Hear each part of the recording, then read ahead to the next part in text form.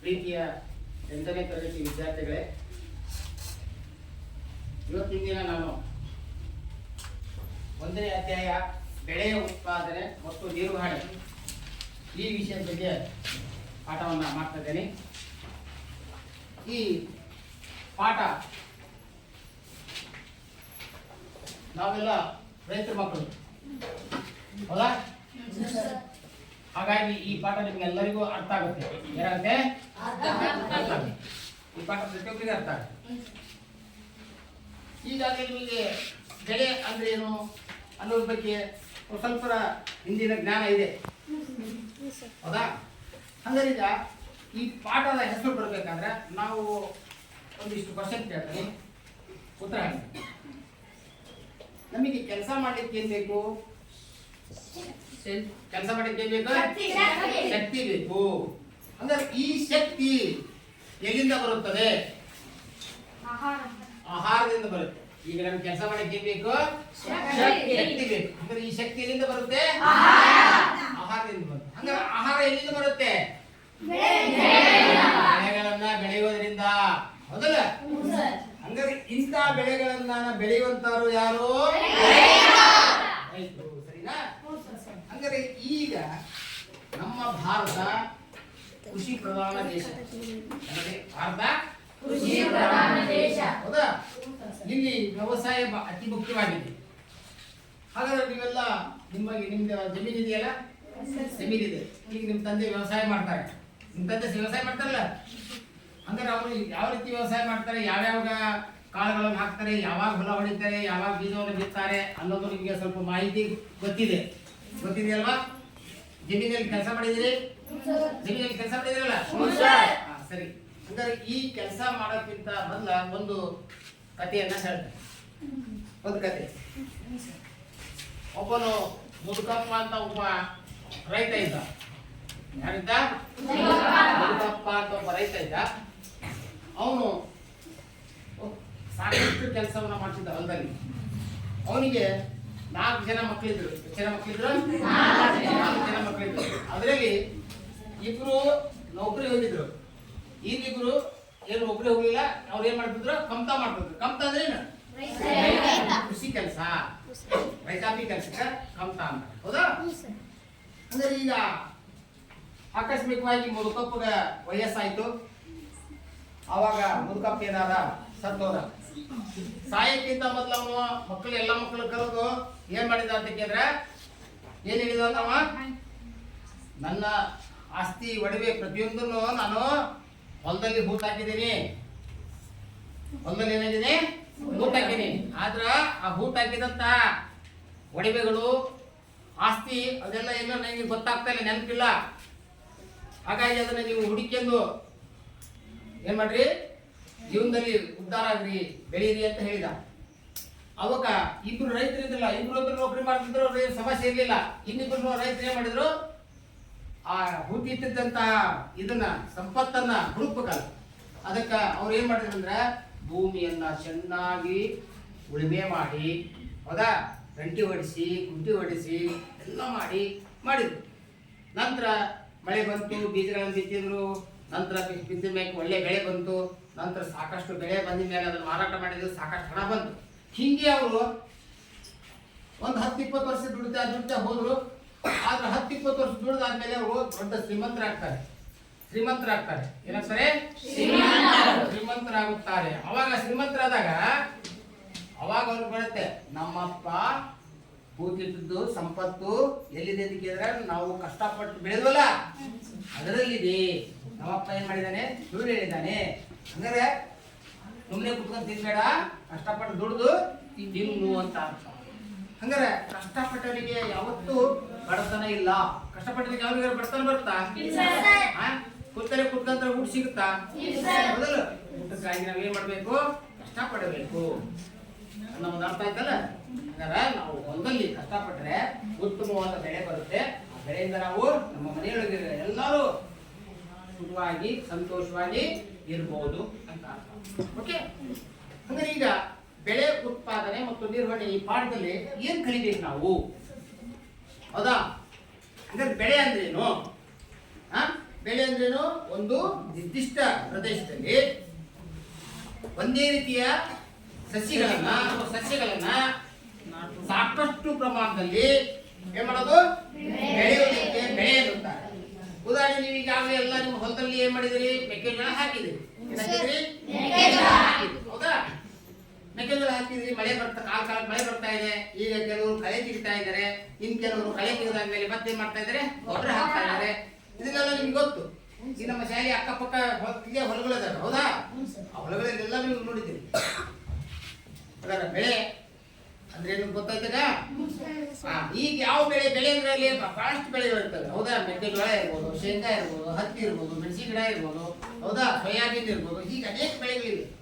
ಅಂದ್ರೆ ಅವು ಹೆಚ್ಚಿನ ಪ್ರಮಾಣದಲ್ಲಿ ಸಸ್ಯಗಳನ್ನು ಬೆಳೆಯುತ್ತೆ. ಈಗ 1 ಎಕರೆದಲ್ಲಿ ಒಂದೇ ಬೀಜ ಹಾಕಿದ್ರೆ ನಮಗೆ ಇಳುವರಿ ಬರುತ್ತಾ? 1 ಎಕರೆ ಜಮೀನಲ್ಲಿ ಒಂದೇ ಬೀಜವನ್ನು ಹಾಕಿದ್ರೆ ನಮಗೆ 30 ಕ್ವಿಂಟಲ್ ಮೆಕ್ಕೆಜೋಳ ಸಿಗುತ್ತಾ? ಇಡೀ ಹೊಲ ತುಂಬಾ ಮೆಕ್ಕೆಜೋಳ ಬೀಜಗಳನ್ನ ಹಾಕ್ಬೇಕು, ಇಡೀ ಹೊಲ ತುಂಬಾ ಹತ್ತಿ ಬೀಜಗಳನ್ನ ಹಾಕ್ಬೇಕು, ಇಡೀ ಹೊಲ ತುಂಬಾ ಮೆಣಸಿ ಗಿಡಗಳನ್ನ ಹಚ್ಚಬೇಕು. ಅವಾಗ ನಮ್ಗೆ ಏನಾಗುತ್ತೆ? ಇಳುವರಿ ಬರುತ್ತೆ. ಹಂಗಾರೆ ಮಕ್ಕಳೇ, ಈ ಬೆಳೆಯೊಳಗೆ ಎಷ್ಟು ವಿಧ ಇದೆ? ಬೆಳೆಯಲ್ಲಿ ಎಷ್ಟು ವಿಧ? ಬೆಳೆಯಲ್ಲಿ 2 ವಿಧ. ಬೆಳೆಯಲ್ಲಿ ಎಷ್ಟು ವಿಧ ಅಂದ್ರೆ 2 ವಿಧ. 3 ವಿಧ. ಬೆಳೆಯಲ್ಲಿ 3 ವಿಧ. ಬೆಳೆಗಳಲ್ಲಿ ಏನು? ಒಂದೇದು ತರಕಾರಿಗಳು, ಎರಡನೇದು ಹಣ್ಣುಗಳು, ಮೂರನೇದು ದವಸ ಧಾನ್ಯಗಳು ಅಂತಾರಲ್ಲ, ದವಸ ಧಾನ್ಯಗಳು. ಈಗಾಗಲೇ ಮಕ್ಕಳೇ ನೀವು ದಿನನಿತ್ಯ ತರಕಾರಿಗಳನ್ನ ಅಡಿಗೆಗೆ ಬಳಸ್ತೀವಿ, ಪಲ್ಯ ಮಾಡಿ ಬಳಸ್ತೇವೆ, ಸಾರು ಮಾಡಿ ಬಳಸ್ತೇವೆ, ಪ್ರತಿಯೊಂದಕ್ಕೂ ಬಳಸ್ತೇವೆ. ಹೌದಾ? ತರಕಾರಿ ಅಂತ ತಕ್ಷಣ ನಿಮಗೆ ಗೊತ್ತಿದ್ದಂಗೆ ತರಕಾರಿಗಳನ್ನ ಹೇಳಿ ನೋಡೋಣ.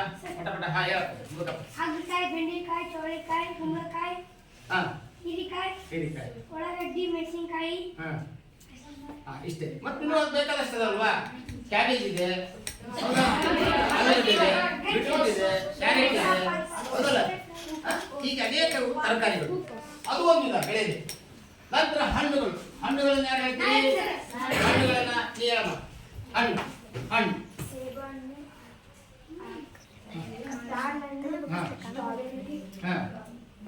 ಬಾಳೆಹಣ್ಣು, ಕಲ್ಲಂಗಡಿ ಹಣ್ಣು,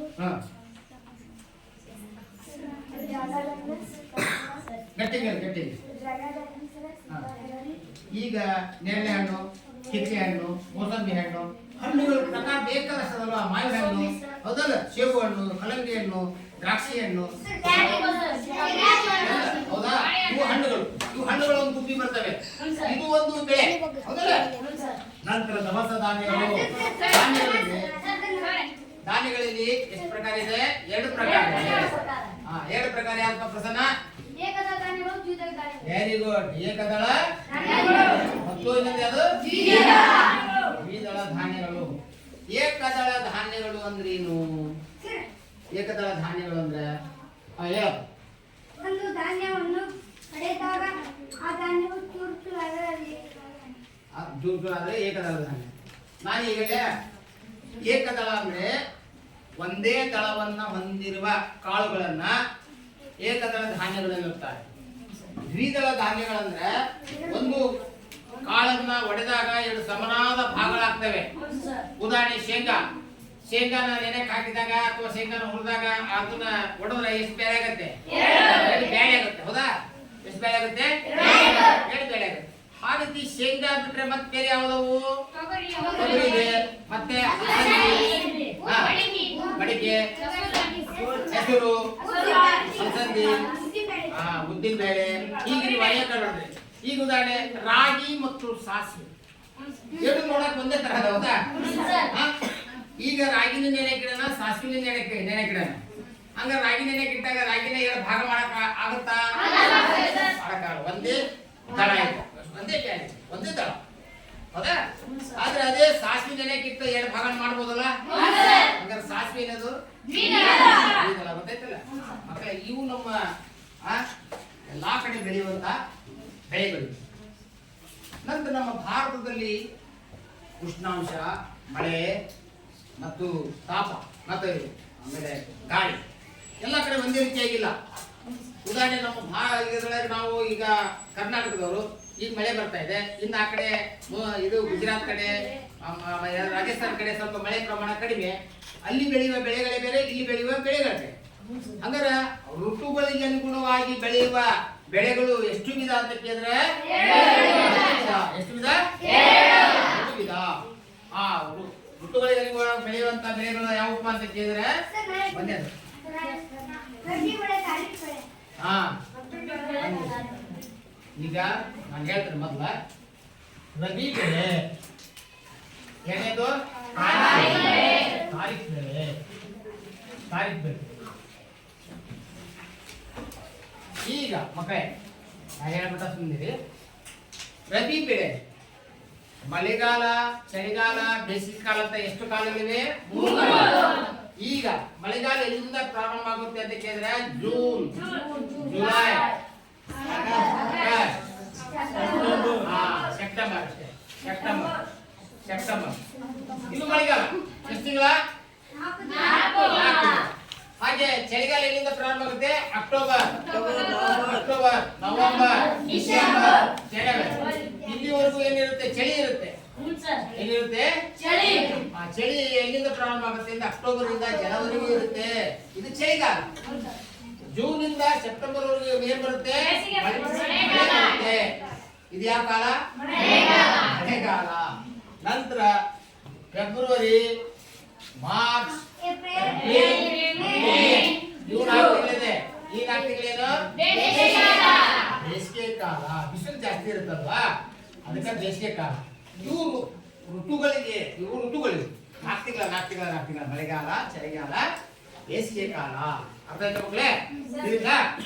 ಹಂಗಾರೆ ಈಗ ಮಳೆಗಾಲ ಪ್ರಾರಂಭ ಆದಾಗ ಬೆಳೆಗಳನ್ನ ಬೆಳೆದು ಮಳೆಗಾಲದಲ್ಲಿ ಕೊಯ್ಲು ಮಾಡ್ತಾರೆ ನಾವು, ಹೌದಾ?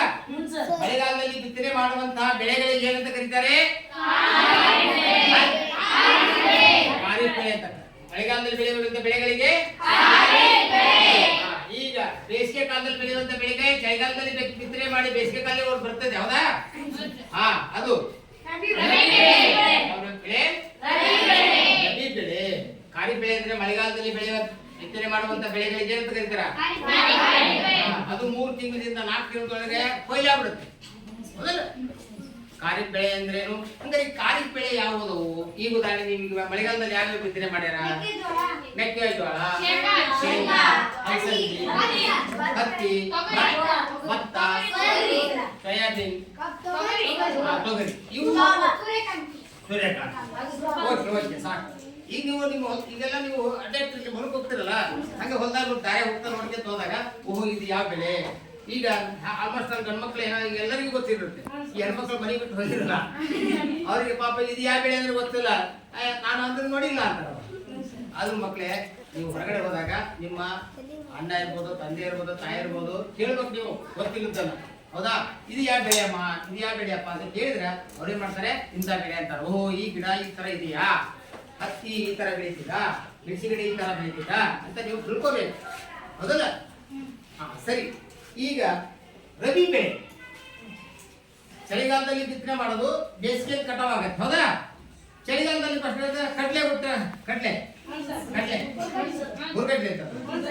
ಮತ್ತೆ ಗೋಧಿ ಕಡಲೆ, ಕಡಲು ಅಲ್ಲ ಕಡಲೆ,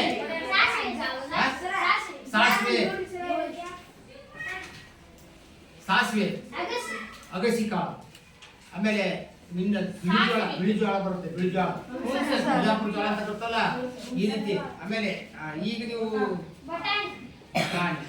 ಹೀಗೆ ಚಳಿಗಾಲದಲ್ಲಿ ಬಿತ್ತನೆ ಮಾಡಿ ಬೇಸಿಗೆ ಕಾಲದಲ್ಲಿ ಏನ್ ಮಾಡ್ತಾರೆ? ಕೊಯ್ಲು ಮಾಡ್ತಾರೆ, ಹೌದಾ? ಆದ್ರೆ ಬೇಸಿಗೆ ಕಾಲದಲ್ಲಿ ಬಿಸಿಲು ಇರೋದ್ರಿಂದ ಯಾವ ಬೆಳೆಯನ್ನ ಬೆಳೀಲಿಕ್ಕೆ ಆಗೋದಿಲ್ಲ. ಆದ್ರೂ ಸಹ ನೀರಾವರಿ ಇರೋರು ಏನ್ ಮಾಡ್ತಾರೆ ಅಂತ ಕೇಳಿದ್ರೆ ಬೇಸಿಗೆ ಕಾಲದಲ್ಲಿ ಬೆಳೆಗಳನ್ನ ಬೆಳೀತಾ ಇದ್ದಾರೆ, ಹೌದಾ?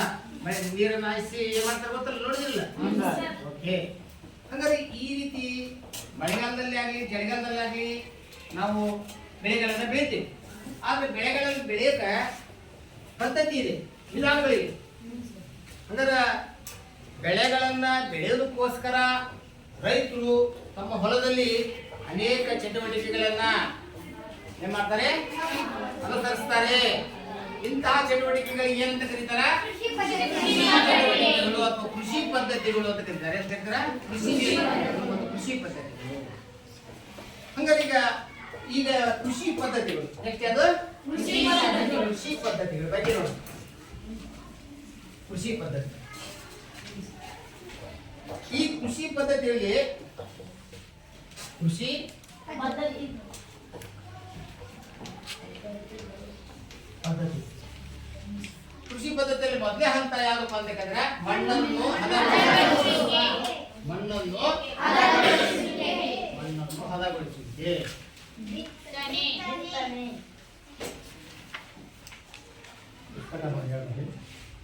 ಎರಡನೇದು ಬಿತ್ತನೆ.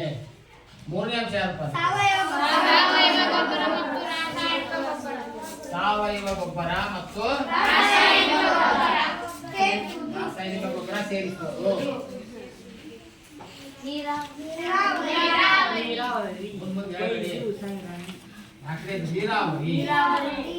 ನೀರಾವರಿ.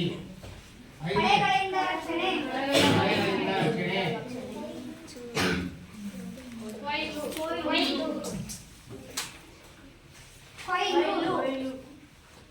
ಕೊಯ್ಲು. ಸಂಗ್ರಹ. ಕಳೆಗಳಿಂದ ರಕ್ಷಣೆ. ಸಂಗ್ರಹ. ನೀವು ಪುಸ್ತಕ ನೋಡಿ ಮುಂದೆ ಹೇಳ್ಬೋದು. ನನಗೆ ಏನು ಪ್ರಶ್ನೆ ಕೇಳ್ತಾರೆ ಅವಾಗ ಹೇಳಿ. ಅರ್ಥ ಹೇಳೋದು ನಡುವೆ ಅನ್ನೆಸರಿ ಮಾತಾಡೋದು. ನಿಮಗೆ ಪಾಠ ಏನಾರ ಅರ್ಥ ಆಗಿಲ್ಲ ಅಂದ್ರೆ ಮತ್ತೊಮ್ಮೆ ಕೇಳಿ ಹೇಳ್ತೀನಿ. ಮಾತಾಡ್ಬಾರ್ದು. ಯಾಕಂತ ಈಗ ಇವು ಕೃಷಿ ಪದ್ಧತಿಗಳು. ಪದ್ಧತಿ ಅಂದ್ರೆ ವಿಧಾನ, ಚಟುವಟಿಕೆ, ಕೃಷಿ ಚಟುವಟಿಕೆ. ಹಂಗಾರೆ ಈಗ ರೈತರ ಮಕ್ಕಳಿದ್ದೀರಿ. ಈಗ ಬೇಸಿಗೆ ಕಾಲದೊಳಗ ಏಪ್ರಿಲ್ ಮೇದೊಳಗ, ಏಪ್ರಿಲ್ ತಿಂಗಳದಾಗ ಮಳೆ ಬರಲ್ಲ, ಆದ್ರೆ ಮೇ ತಿಂಗಳದಾಗ ಬರ್ತದೆ ಮಳೆ, ಸ್ಟಾರ್ಟ್ ಆಗ್ತದೆ. ಮಳೆ ಆದಾಗ ಮಳೆ ಆದ್ಮೇಲೆ ರೈತರು ಏನ್ ಮಾಡ್ತಾರೆ ಅಂತ ಕೇಳಿದ್ರೆ ಫಸ್ಟ್ ಮಣ್ಣನ್ನ ಸಿದ್ಧಗೊಳಿಸ್ತಾರೆ. ಮಣ್ಣನ್ನ ಏನ್ ಮಾಡ್ತಾರೆ? ಮಣ್ಣನ್ನು ಸಿದ್ಧಗೊಳಿಸಬೇಕಾದ್ರೆ ಹದ ಮಾಡ್ಬೇಕಾದ್ರೆ ಹಂಗೆ ಹೋಗಿ ಒಂದು ಕುರ್ಚಿಗೆ ಅಥವಾ ಒಂದು ಸಲಿಕೆ ತಗೊಂಡು ಏನಾರ ಮಾಡಕ್ಕಾಗತ್ತಾ? ಇಲ್ಲ. ಅದಕ್ಕೋಸ್ಕರ ಕೆಲವು ಉಪಕರಣಗಳಿದೆ. ಮಣ್ಣನ್ನು ಹದಗೊಳಿಸೋಕ್ಕೋಸ್ಕರ ಕೆಲವು ಉಪಕರಣಗಳಿವೆ. ಆ ಉಪಕರಣಗಳನ್ನ ಕೃಷಿ ಉಪಕರಣಗಳು ಅಂತ ಕರೀತಾರೆ. ಏನ್ ಕರೀತಾರೆ? ಕೃಷಿ ಉಪಕರಣಗಳು ಅಂತ ಕರೀತಾರೆ. ಈಗ ವಿದ್ಯಾರ್ಥಿಗಳು ಇಲ್ಲೊಂದು ಕುಂಟಿಯನ್ನು ಮಾಡಿದ್ದಾರೆ. ಇದು ಎಡೆ ಕುಂಟಿ ಅಂತ. ಇಲ್ಲಿ ಕೆಲವು ಕೃಷಿ ಉಪಕರಣಗಳನ್ನ ಒಬ್ಬ ವಿದ್ಯಾರ್ಥಿ ಲೇವಲರ್ ಮಾಡಿದ್ದಾನೆ. ಲೇವಲರ್ ಅಂದ್ರೆ ನೆಲವನ್ನು ಸಮತಟ್ಟು ಮಾಡೋದು. ಇನ್ನೊಬ್ಬ ವಿದ್ಯಾರ್ಥಿ ಏನ್ ಮಾಡಿದ್ದಾನೆ ಅಂದ್ರೆ ಈ ಕೂರಿಗೆಯನ್ನು ಮಾಡಿದ್ದಾನೆ. ಕೂರ್ಗಿ ಬಿತ್ತನೆ ಮಾಡಲಿಕ್ಕೆ ಬಳಸ್ತಕ್ಕಂಥ ಒಂದು ಯಂತ್ರ ಕೂರ್ಗಿ. ಹಾಗೆ ಬೇರೆ ಬೇರೆ ತರ ಉಪಕರಣಗಳನ್ನ ನಮ್ಮ ವಿದ್ಯಾರ್ಥಿಗಳು ನೀವು ಮಾಡಿದಿರಿ. ಹಂಗಾರೆ ಈ ಉಪಕರಣಗಳಲ್ಲಿ ಬಂದಾಗ ಮಣ್ಣನ್ನ ಹದಗೊಳಿಸುವುದು. ಮಣ್ಣನ್ನು ಹದಗೊಳಿಸುವುದಂದ್ರೇನು?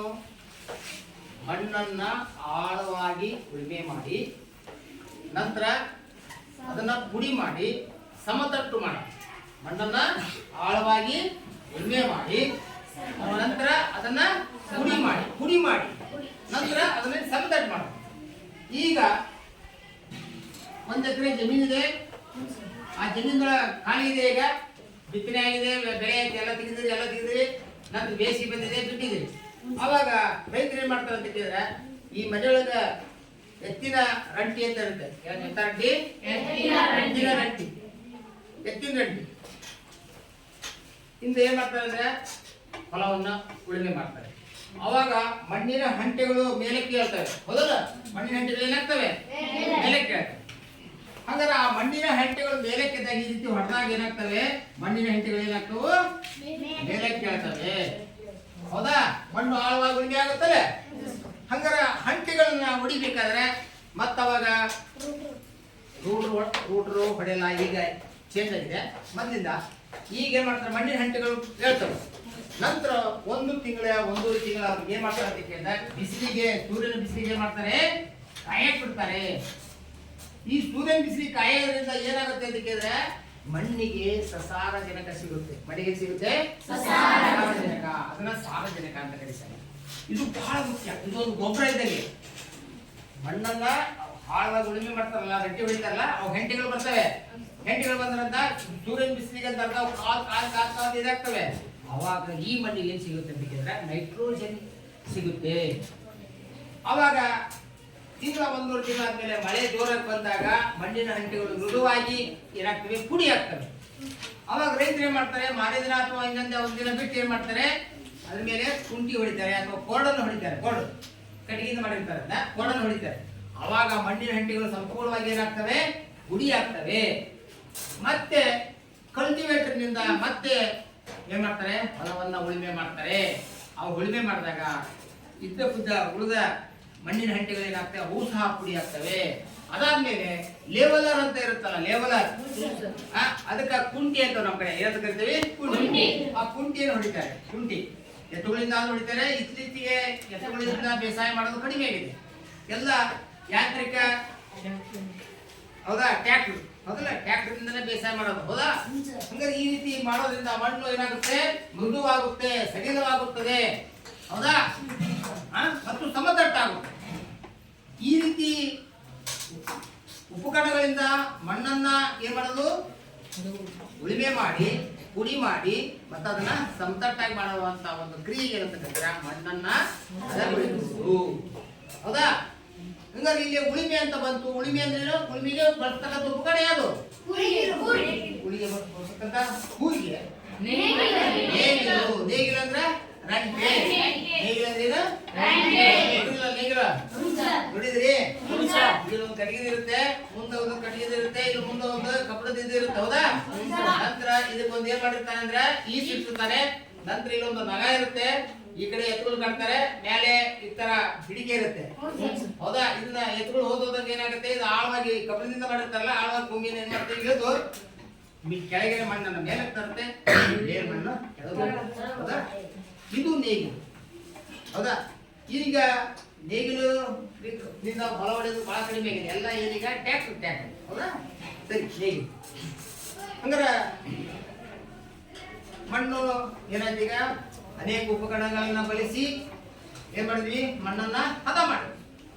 ಈಗ ಬೀಜಗಳನ್ನು ಬಿತ್ತಕ್ಕೆ ರೆಡಿ ಆಗಿದೆ. ನನಗೆ ಈಗ ಬೇಕಾಗಿರ್ತದೆ ಮಣ್ಣನ್ನ ಹದಗೊಳಿಸೋದ್ರಿಂದ ರೈತರಿಗೆ ಆಗ್ತಕ್ಕಂಥ ಲಾಭ ಏನು ಅಂತ ಕೇಳಿದ್ರೆ, ಈಗ ಒಂದನೇದಾಗಿ ಮಣ್ಣನ್ನು ಹದಗೊಳಿಸುವಿಕೆ ಆಯ್ತು. ಈಗ ಮಣ್ಣನ್ನು ಹದಗೊಳಿಸುವುದರಿಂದ ಆಗುವ ಲಾಭ ಏನು, ಪ್ರಯೋಜನ ಏನು, ಪ್ರಯೋಜನ ಏನು? ಈಗ ಒಂದೊಂದಾಗಿ ಈಗ ನೋಡೋಣ. ಮಣ್ಣನ್ನು ಹದಗೊಳಿಸೋದ, ನೆಕ್ಸ್ಟ್ ಬಿತ್ತನೆ, ಸಾವಯವ ಗೊಬ್ಬರ. ಇವತ್ತಿನ ದಿನ ಮಣ್ಣನ್ನು ಹದಗೊಳಿಸುವುದು ಮತ್ತು ಬೆಳೆಗಳ ಬಗ್ಗೆ ಅಷ್ಟೇ ಇದು ಮಾಡೋಣ, ಓಕೆ. ಈಗ ಮಣ್ಣನ್ನು ಹದಗೊಳಿಸೋದು ಬಳಸೋದ್ರಿಂದ ಆಗ್ತಕ್ಕಂಥ ಲಾಭ ಏನು?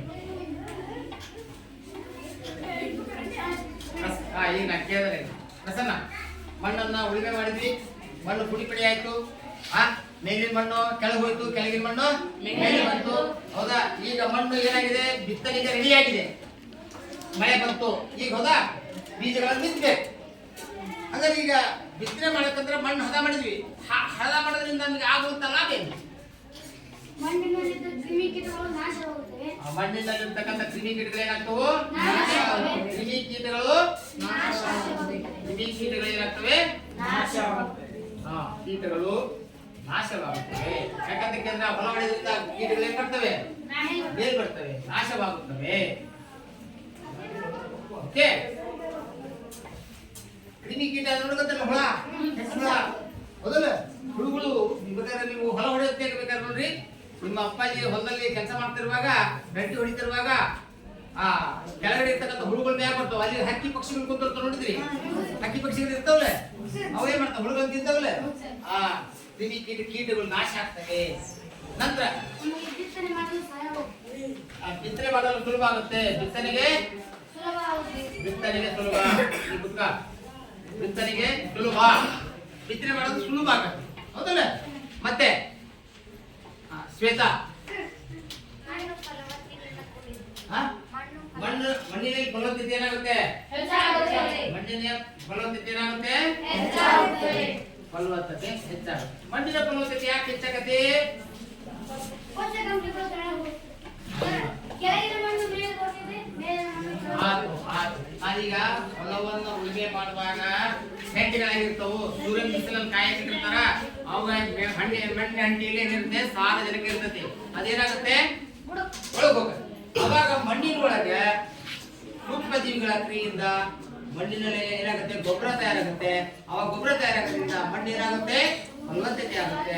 ಮಣ್ಣು ಫಲವತ್ತತೆ ಆಗೋದ್ರಿಂದ ಸಸ್ಯಗಳು ಚೆನ್ನಾಗಿ ಬೆಳೀತವೆ. ಓಕೆ, ಕುದ್ರಾಮ್. ನೆಕ್ಸ್ಟ್ ಮಣ್ಣಿನ ಫಲವತ್ತತೆ ಹೆಚ್ಚಾಗುತ್ತೆ. ನಂತರ ಒಬ್ಬರು ಹೇಳ್ಬೇಕು, ಒಬ್ರು. ಹಾ, ಮಣ್ಣು ರಂಧ್ರಮಯವಾಗಿ ಆಕ್ಸಿಜನ್ ಮಣ್ಣು ರಂಧ್ರಮಯವಾಗಿ ಏನಾಗುತ್ತೆ? ಸಡಿಲಾಗೋದ್ರಿಂದ ಏನಾಗುತ್ತೆ? ಮಣ್ಣು ಸಡಿಲಾಗೋದ್ರಿಂದ ಆಕ್ಸಿಜನ್ ಸಡಿಲವಾಗುವುದರಿಂದ ಬೇರುಗಳಿಗೆ ಆಕ್ಸಿಜನ್ ಸರಾಗವಾಗಿ ನೀಡುತ್ತದೆ. ಮಣ್ಣಿನಲ್ಲಿ ರಂಧ್ರಗಳು ಉಂಟಾಗ್ತವೆ. ಮಣ್ಣಿನಲ್ಲಿ ರಂಧ್ರಗಳು ಉಂಟಾಗುತ್ತವೆ.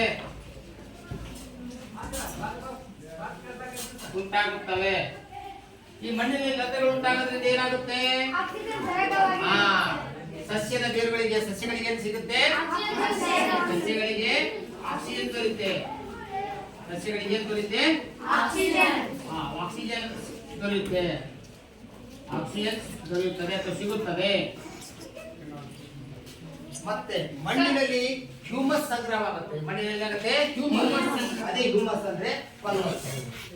ಹೌದಲ್ಲ? ಹ್ಯೂಮಸ್ ಸಂಗ್ರಹ ಆಗುತ್ತೆ. ನಂತರ ಮಣ್ಣು ಮಳೆ ಬಂದಾಗ ನೀರನ್ನ ಹಿಡಿದಿಟ್ಟುಕೊಳ್ಳುವ ಸಾಮರ್ಥ್ಯ ಏನಾಗುತ್ತೆ? ನೀರನ್ನ ಹಿಡಿದಿಟ್ಟುಕೊಳ್ಳುವ ಸಾಮರ್ಥ್ಯ ಏನಾಗುತ್ತೆ? ನಂತರ ನೀರನ್ನು ಹಿಡಿದಿಟ್ಟುಕೊಳ್ಳುವ ಸಾಮರ್ಥ್ಯ ಇಳುವರಿ ಬೆಳೆಯುತ್ತದೆ. ಒಂದು ನಿಮಿಷ. ಹಿಡಿದಿಟ್ಟುಕೊಳ್ಳುವ ಸಾಮರ್ಥ್ಯ ಅಧಿಕ, ಸಾಮರ್ಥ್ಯ ಹೆಚ್ಚುತ್ತದೆ, ಇಳುವರಿ ಹೆಚ್ಚಾಗುತ್ತದೆ. ಆಮೇಲೆ ಬೇರುಗಳಿಗೆ ಸಿಗುತ್ತೆ ಆಕ್ಸಿಜನ್ ಸಿಗುತ್ತೆ. ನೀರನ್ನು ಹಿಡಿದಿಟ್ಟುಕೊಳ್ಳುವ ಸಾಮರ್ಥ್ಯ ಹೆಚ್ಚಾಗುತ್ತೆ.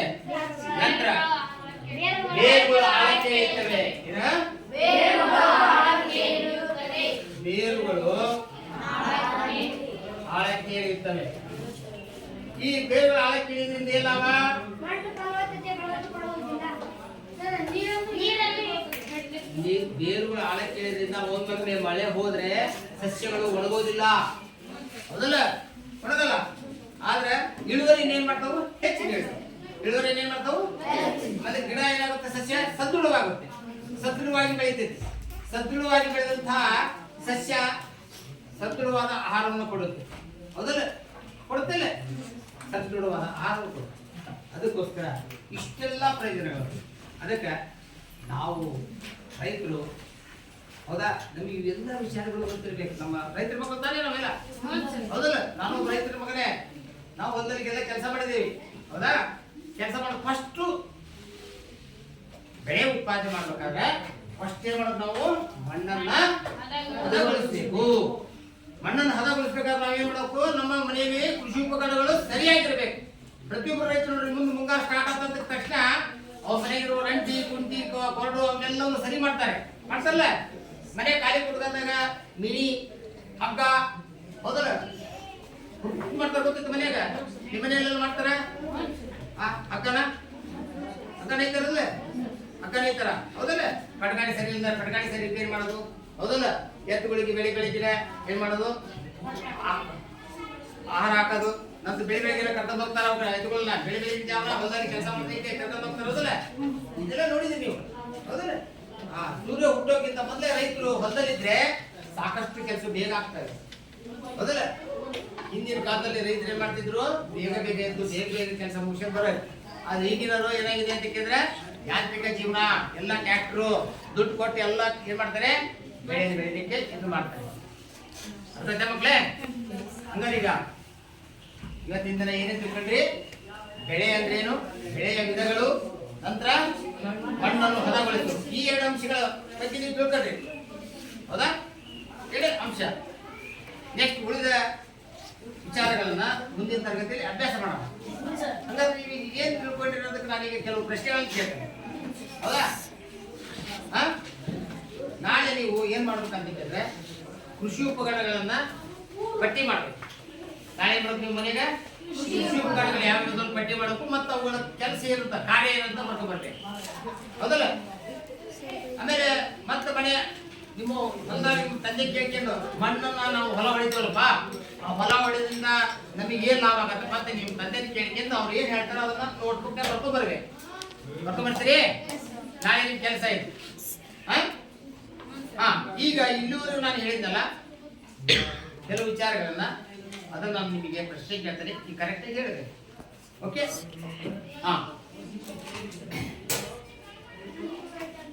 ಬೆಳೆ ಎಂದರೇನು? ಕೈ ಎತ್ತಬೇಕಷ್ಟೇ, ನಾನು ಹೇಳ್ತೇನಲ್ಲ, ನಾ ಕೇಳ್ತೇನೆ, ನೀ ಹೇಳ.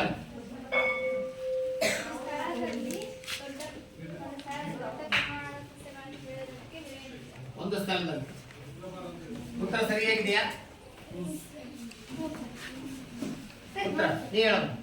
ಒಂದು ಸ್ಥಳದಲ್ಲಿ ಒಂದೇ ರೀತಿಯ ಬೆಳೆಗಳನ್ನು ಬೆಳೆಯುತ್ತಾರೆ, ದೊಡ್ಡ ಪ್ರಮಾಣದಲ್ಲಿ ಬೆಳೆಯುವುದಕ್ಕೆ ಬೆಳೆಯುವುದಿಲ್ಲ. ಇನ್ನೊಂದು ಸ್ವಲ್ಪ ಏನಾದ್ರು ಸ್ವಲ್ಪ ಸೇರಿಸಿ ಹೇಳೋದು. ಒಂದು ನಿರ್ದಿಷ್ಟ ಸ್ಥಳದಲ್ಲಿ ಒಂದೇ ಜಾತಿಯ ಸಸ್ಯವನ್ನು ದೊಡ್ಡ ಪ್ರಮಾಣದಲ್ಲಿ ಬೆಳೆ ಕೃಷಿ ಮಾಡೋದಕ್ಕೆ ಬೆಳೆ ಎನ್ನುವುದು. Very good.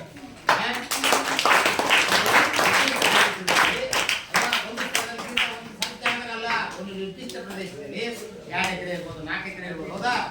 ಪ್ರದೇಶದಲ್ಲಿ ಒಂದೇ ರೀತಿಯ ಸಸ್ಯಗಳನ್ನ ಏನ್ ಮಾಡೋದು, ಹೆಚ್ಚಿನ ಪ್ರಮಾಣದಲ್ಲಿ ಏನ್ ಮಾಡೋದು, ಬೆಳೆಯುವುದಕ್ಕೆ ಏನಂತ ಕರೀತಾರ? ಓಕೆ,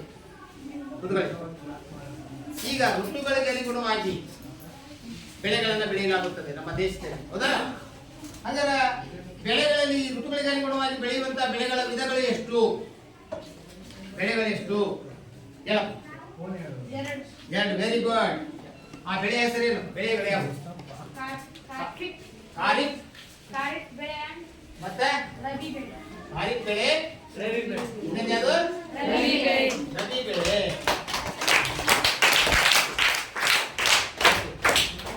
ಖಾರಿಫ್ ಬೆಳೆ ಅಂದ್ರೆ ಯಾರು ಹೇಳ್ತೀರಿ? ಖಾರಿಫ್ ಬೆಳೆ ಹೇಳಮ್ಮ ನೀನು.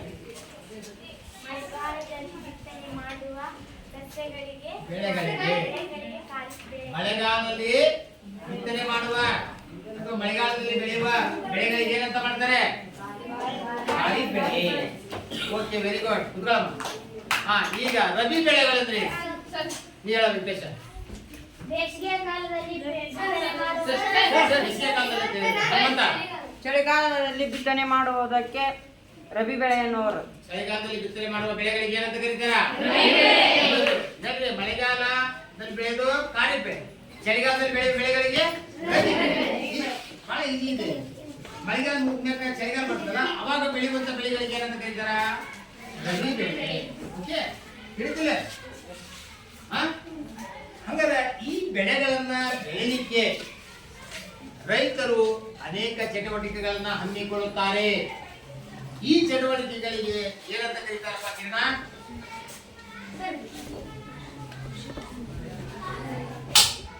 ರೈತರು ಬೆಳೆಯನ್ನ ಬೆಳೆಯೋಕ್ಕೋಸ್ಕರ ಹೊಲದಲ್ಲಿ ಜಮೀನಿನಲ್ಲಿ ಅನೇಕ ಚಟುವಟಿಕೆಗಳನ್ನ ಮಾಡುತ್ತಾರೆ.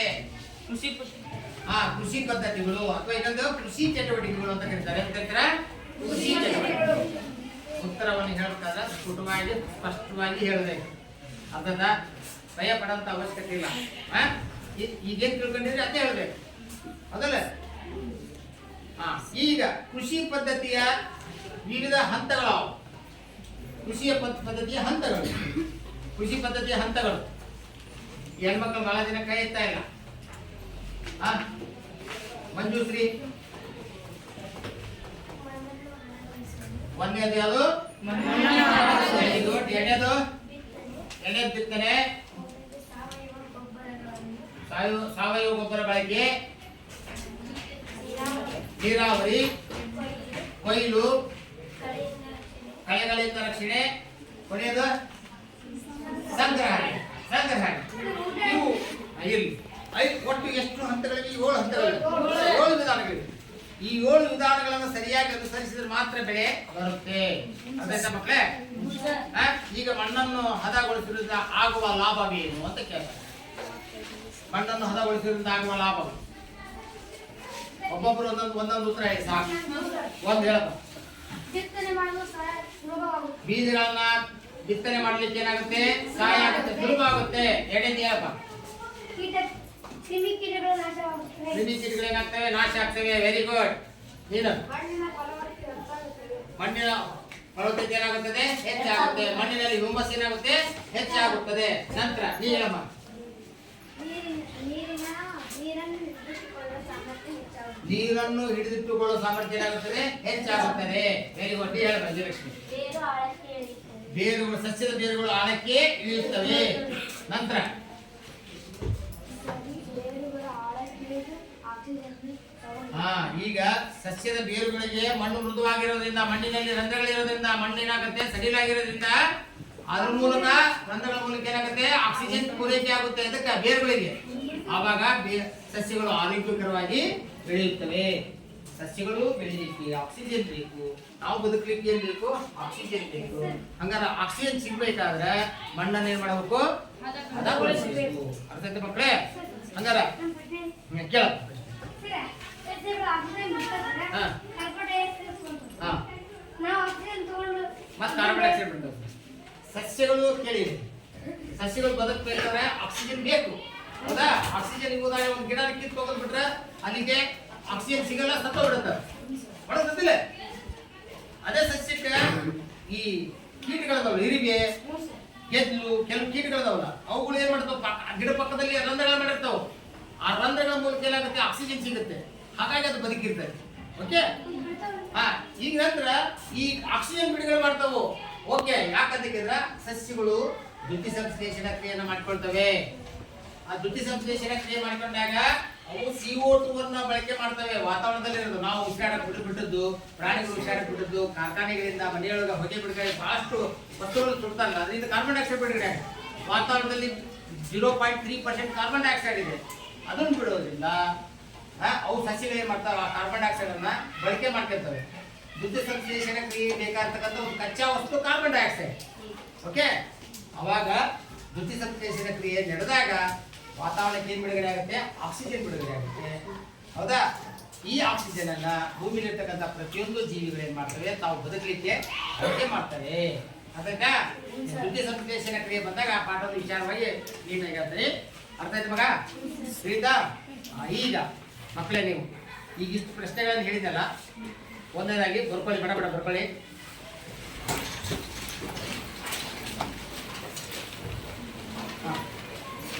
ಒಂದನೇದಾಗಿ ಬೆಳೆ ಎಂದರೇನು? ಜಲ್ದಿ. ಬೆಳೆ ಎಂದರೇನು? ಬೆಳೆಯ ವಿಧಗಳಾವು? ಬೆಳೆಯ ವಿಧಗಳಾವು?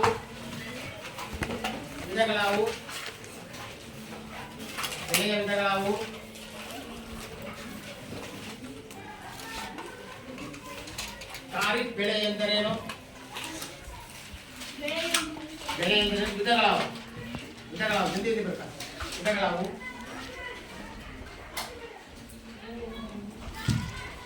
ಖಾರಿಫ್ ಬೆಳೆ ಎಂದರೇನು? ಉದಾಹರಣೆ ಕೊಡಿ.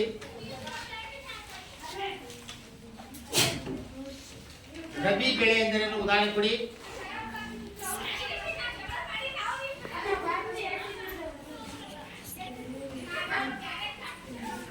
ಆಮೇಲೆ ಕೃಷಿ ಪದ್ಧತಿಗಳು ಎಂದರೇನು? ಕೃಷಿ ಪದ್ಧತಿಗಳೆಂದರೇನು?